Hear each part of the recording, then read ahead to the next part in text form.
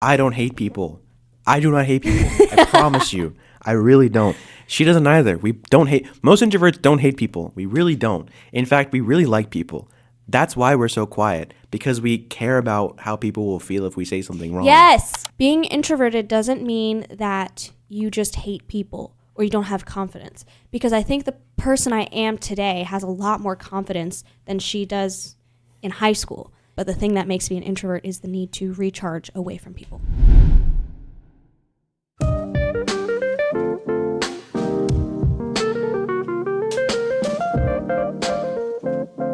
Hey homebodies, welcome back to the Introvert City podcast, where we discuss culture, media, and faith from the perspective of an introvert's complex mind. I'm Carina. And I'm Seth. What is up, Seth? What is up? How you doing? I'm great. I'm doing really good right now. Mm-hmm. Actually, I'm kidding. I had a really hard week at work. It's been so cold.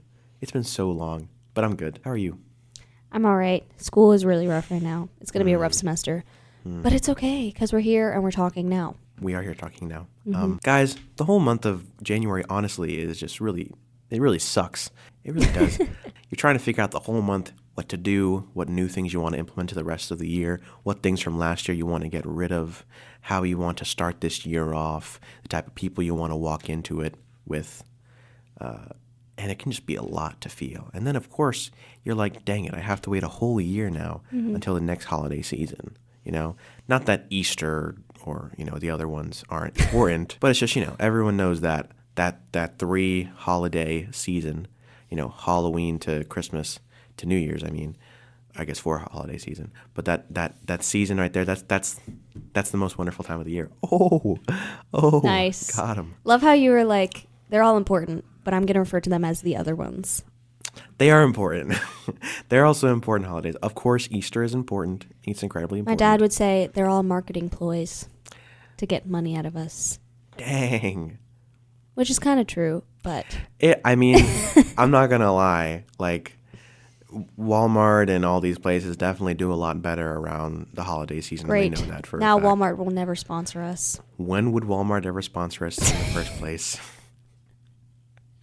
Anyway. So what are we talking about today? I thought today would actually be just a good episode to really zone in on the meaning of this podcast and the meaning of why we wanted to start it and the name. What's our name, guys? We're going to post a multiple choice, and we won't go until you guys answer it. Okay, they got it. Okay, I think they got it. We both are introverts, right? That's why and we wanted to call this show the Introvert City. Why? Because we're introverts, and we want to talk about introverted things.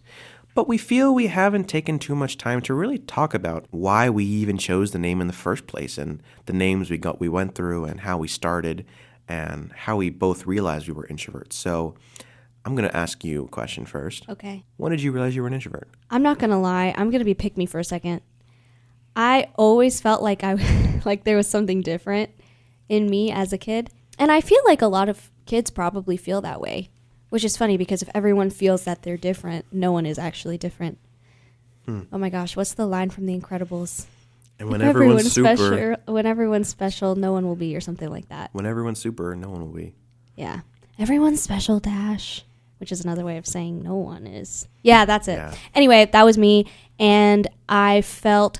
Well, I also really was struggling mentally, like my whole childhood. I had pretty chronic anxiety, and it would show up in really weird places. I used to get really bad social anxiety, and I wanted to be around my family. There was a time in my life when it kind of latched on to germs and getting sick, and so I would get really anxious. I think I talked about this in my testimony episode, where I just, the thought that was always in my brain was, you're going to get sick.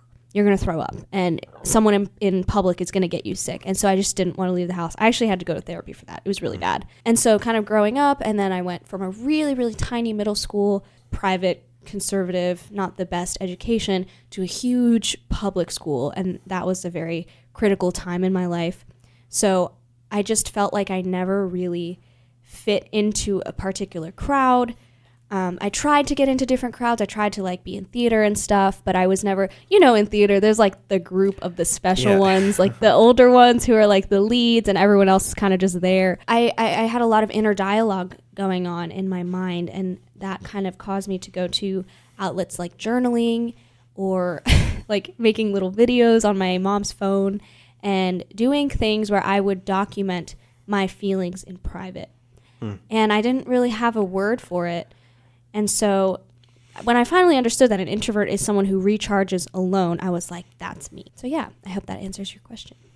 Very good. And I want to add, being introverted doesn't mean that you just hate people or you don't have confidence. Because I think the person I am today has a lot more confidence than she does in high school, you know? But I still identify as an introvert because of my need to recharge alone and document how I feel alone and be to myself and with God in private.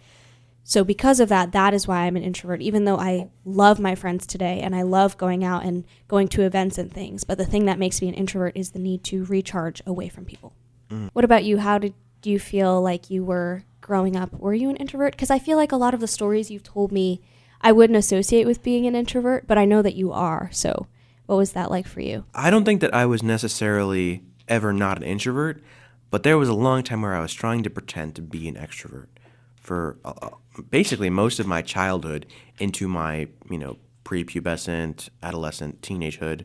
I really wanted to be an extrovert because I feel like, especially as a dude, it's really hard to not be the biggest character in the room, to not be the funniest guy in the room, to not be the loudest person, the person making the most noise when you meet a group of people. And I was always trying to, but I didn't really get it. And I never understood why I couldn't get it, and it would give me so much anxiety.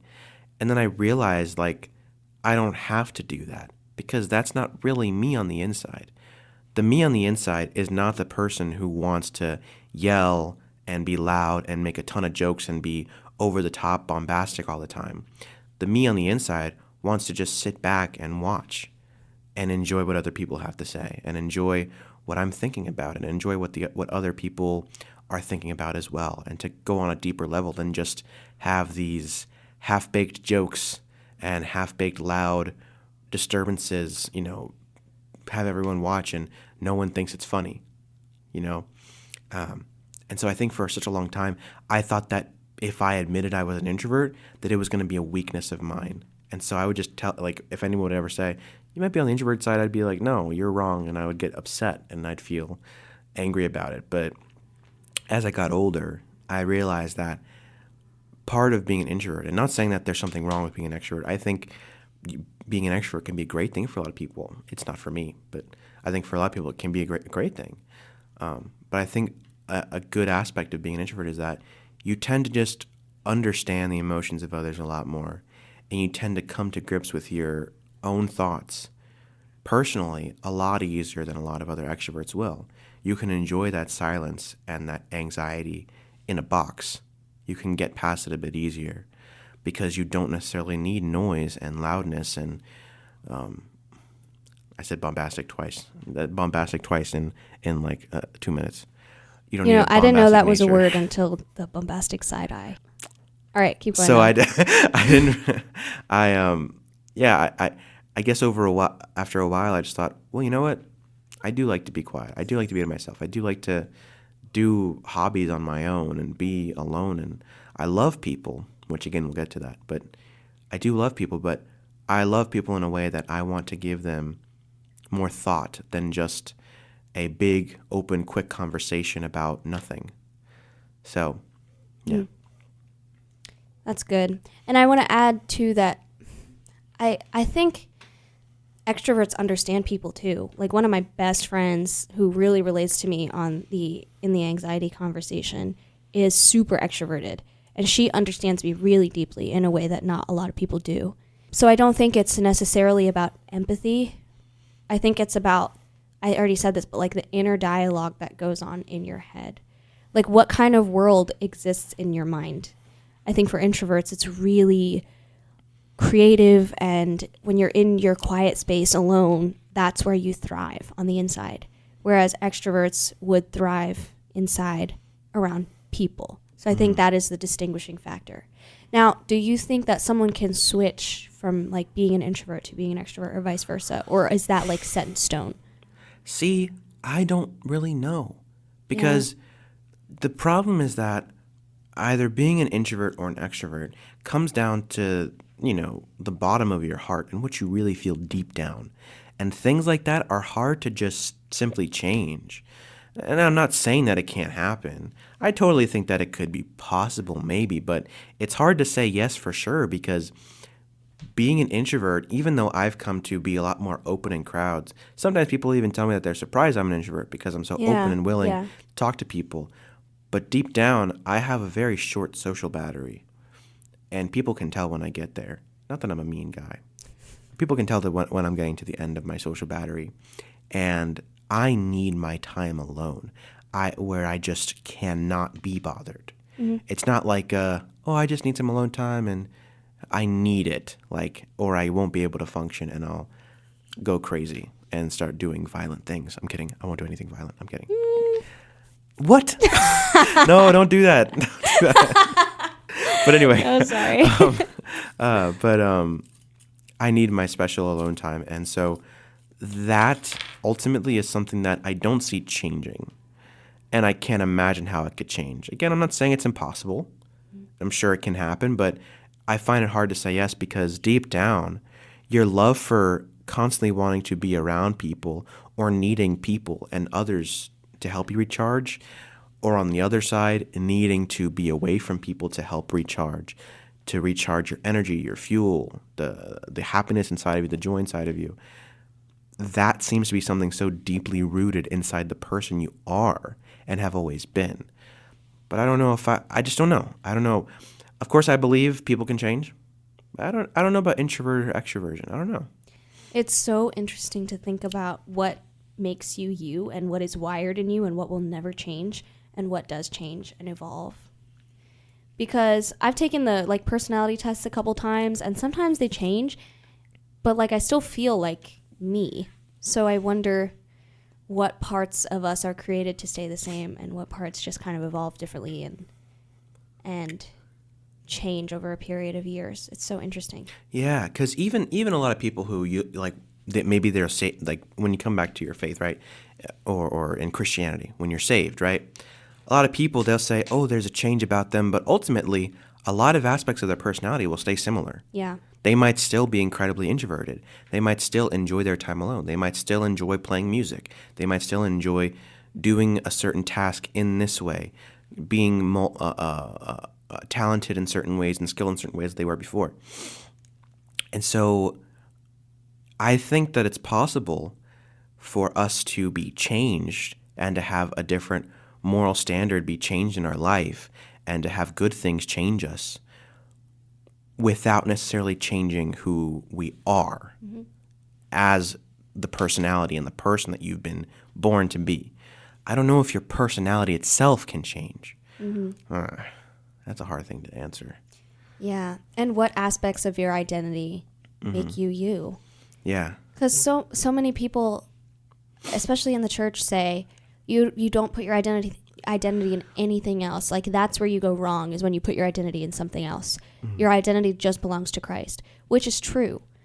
But that saying it in that way doesn't leave space for the gifts that you've been given and your interests and your hobbies and those things.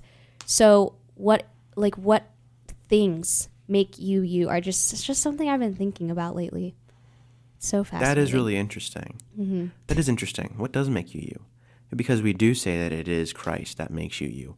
But what about Christ makes you you? What does Christ put in you that makes you you? Does he put the way you talk make you you? Does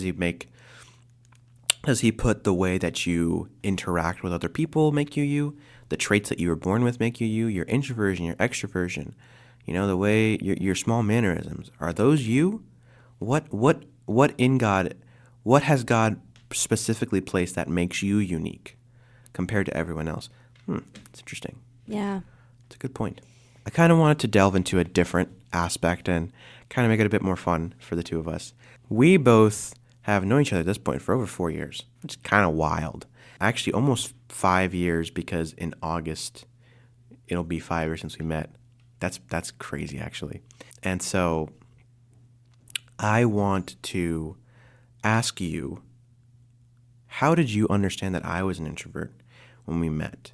Did you know that I was an introvert when we first met, or did it take you time to realize that? And what are things about me that you're like, that is so introverted. That is the most what is the most introverted thing about me? You were such a different person when I met you. Yeah. And like, I thought you were extroverted because I'm not throwing you under the bus because you admit this all the time, that you would fabricate some things. Yeah. For the purpose of us going out. Yeah. So when you would come to me and be like, oh, I just love music. Or like, oh, I love to do this. Oh, you like to do that? I like to do that too, type thing. That made it seem like you were so extroverted. However, you did have this demeanor that was like to yourself. Even we worked in customer service, or is that what? I'm sorry. I guess it's not customer service. Is it customer service? I mean, kind of. That's really funny. Like food service. And you would like, even our friends who worked with us would say this, that like you looked angry sometimes, especially because we were wearing masks, but you weren't angry. You were just to yourself. Yeah. Even in talking to customers. So like, I honestly wasn't super sure. We need to really quickly, just a quick excursion from the conversation. RBF. I'm not going to say what the full thing means, but of course you guys know what it means. RBF is such a horrible epidemic in the introverted world.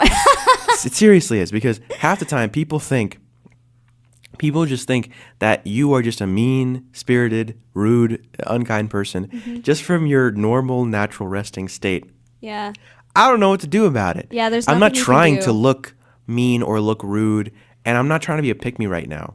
But it's just, I don't know what else to do. When I'm sitting naturally, I typically just look like a guy who doesn't want to be talked to. And it's not necessarily always the case, or not always not the case.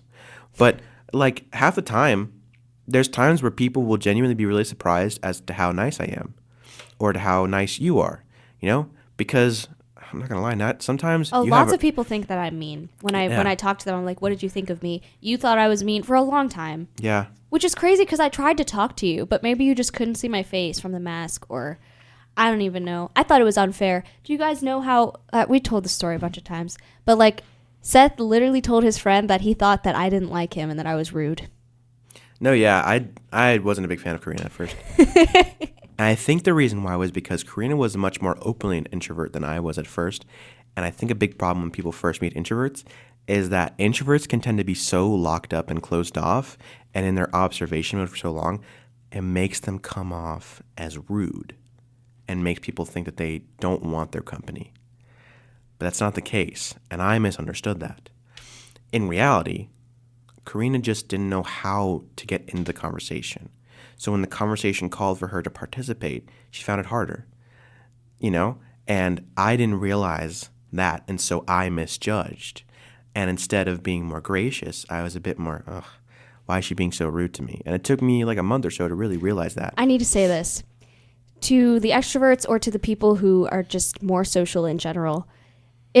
Most of them are very nice, and they do try to include quiet people in the conversation or shy people in the conversation, but they do that by getting physically close to them with their other friend maybe and just like conversing really loudly. They're like, oh yeah, like this happened. They're telling a story, and they're like, since they're close to the introverted person, they're expecting them to just jump in. That won't happen. Like you and I would work shifts with our one friend Esther, and you guys would just be talking. And I could tell you were trying to include me in the conversation because you would be close to me, or you would like move closer to me and you would be talking. But like, I'm not going to jump in if I'm not invited to.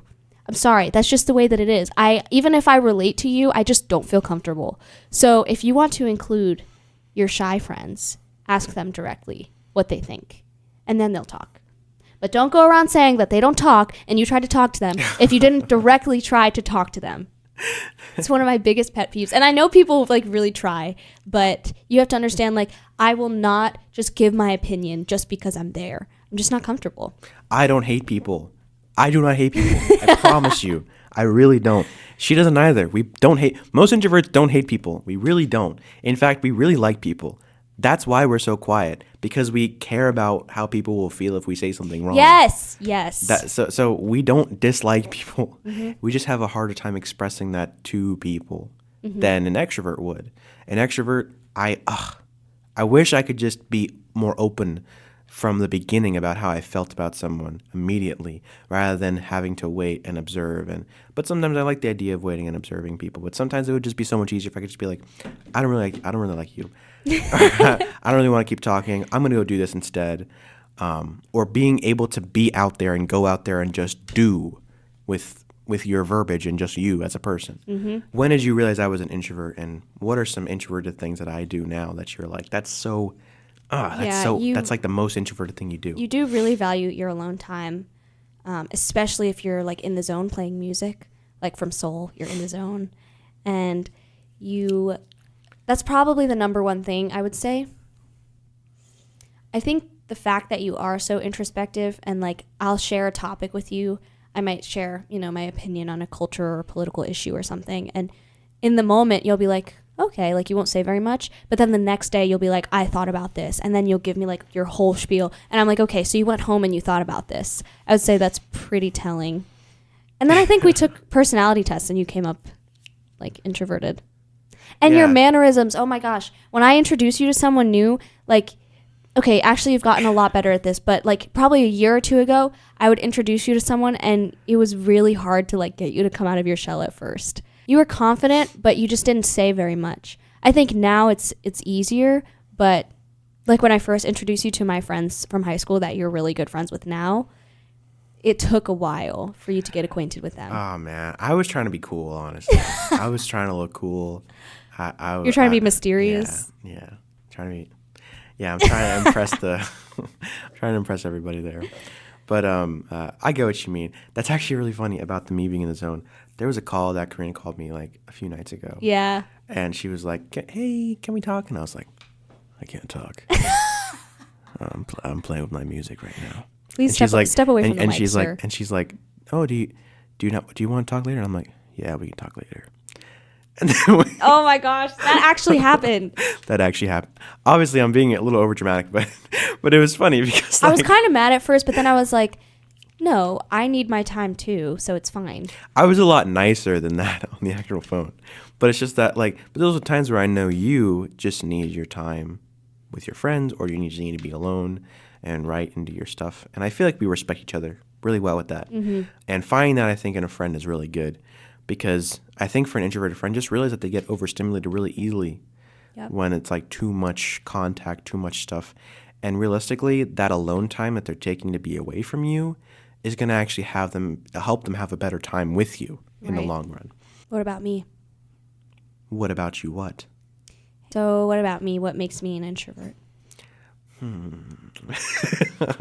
I think you are probably one of the most well-adapted introverts I know when it comes down to being a confident introvert, because you've gotten down a science to be able to be open and honest with people about who you are while still being very much observant and closed off when you need to be without ignoring people. You're very good at reflective listening, but if you need your space, it's very clear you need your space. But it doesn't make you look like a super shy girl. I wouldn't call you shy, but I would still call you introvert, which is kind of a hard line to walk. But that's probably the preferred line you want to walk as an introvert.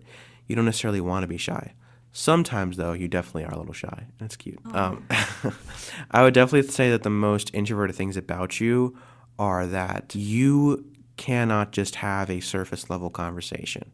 Surface-level conversations are very difficult for you to have. Like if someone's like, oh, how was your day? How's the weather? It's like, come on, man. Where's the meat? And I would say that's not always an introverted thing, but that's a very introverted leaning thing. Also, you like a lot of alone time. And sometimes you just will fall into like a mood of like, I need to be alone. Well, yeah. Not that you're being mean or anything, but like you'll just fall into a mood where it's like you'll be super jumpy and hyper. Then you're like, okay, we need to calm down. Have you ever seen that meme of Kanye? He's like on a TV show or something like that, and he's laughing, and then he's just immediately goes back to being serious. He's like, yes. And it's like his laugh's on a timer. But that's kind of how you get sometimes. Like you'll be like really up, and then like your social battery will end, and you're just like, okay, We need to be serious. Chill. It's true. That is one of the most introverted things about That's you. a good quality because you need to get straight to the point sometimes. Yeah. Yeah. No, yeah. Don't waste time. No, me. I get straight to the point. No, yeah, you do get straight to the point. And also, you just love nature. You love nature and you love hobbies that involve being alone. You enjoy reading. You enjoy listening to podcasts. You enjoy going on walks in nature. You enjoy just sitting outside alone, writing in a journal. Those things are things that really need to be enjoyed and expressed usually by yourself. And so those are very telling of someone who is introverted. And plus, when you first meet people, you tend to be a lot more willing to hear what they have to say and ask them questions rather than you yourself answering questions first. That's good. So, yeah. You know me. Well, I think that's a good way to end this one. One more thing. Okay. Why did we choose the name of the Introvert City? Well, it was among other options. Yeah, the melting pot. Oh my gosh. Something That's else. crazy. There was another name that actually, I just think it's so unique in that it encompasses so much because saying like the introvert city, it could imply a lot of things. It could imply that the city is made up of just you and I, or that we're trying to kind of round up a community of introverts who are like us. And then our catchphrase like culture, media, and faith plays into it is that we talk about those things from an introvert's perspective, from the inner dialogue that we possess like on a daily basis. And so the hope is that this would be for anyone. Anyone can visit the introvert city. Doesn't mean they have to be an introvert, but we hope that they would see where we're coming from and why we think the way that we do. Yeah. I would agree with that. We had a couple other names, other ideas. One was Carina and Seth, which is now it's our YouTube name. Our YouTube name. It's actually Seth and Carina. The overly talkative podcast. Oh, but that just is. I'm so really glad cringe. we didn't. That's pick that really one. Cringe sounding. The overly talkative podcast. We're gonna do a thing today. Oh my gosh! We just did a thing. Sorry. We just did a thing, podcast listeners. Did we have anything else? The Melted Mind, which is like... That's so sci-fi. It is cool sounding, but I feel like our show is not, like... We don't talk about anything that out there for the melted mind. Yeah. Like, your mind's not going to be melted listening to us talk about, I don't know, the Met Gala. And then I had the Introvert City. That was our last pick. Yeah, and... Not our last, like, resort, but it was, like, the last one we came up with, and we were like, that's the one. And like my beautiful, gorgeous, wonderfully, amazingly pretty, beautiful, incredibly intelligent podcast co-host was saying before, we chose the Introvert City because it's great to open up that title because you For those listening, it. I just glared at the camera. Seth needs to stop. You begin the name with the idea of community already built into the brand name. So saying something like, the introvert community, the introvert city, the introvertville, you already open it up to the idea of it being bigger than just one person and being more of a dialogue amongst multiple introverts and multiple listeners. Right. So it just worked well. And I hope you guys enjoy listening as much as we do. Yes, homebodies. Thank you so much for being a part of this community. I know I say a lot of, like, you hear influencers in this space being like, thank you guys so much. Like, I couldn't be here if it wasn't for you. But truly, our intention is to harvest a community. Like, we were having a talk about this show the other day and talking about the future of it. And if, it's going to exist only for a season or if it's going to exist for a long time. And Seth just asked me, like, what's the purpose? What's your vision for it? And I just said, like, to have a community. Whether it's small or large, whatever that looks like, I just hope people can resonate with us, see that they're not alone, maybe learn something about themselves, and feel like you are participating in this conversation too. So thank you for everyone who has chosen to dedicate your time to us.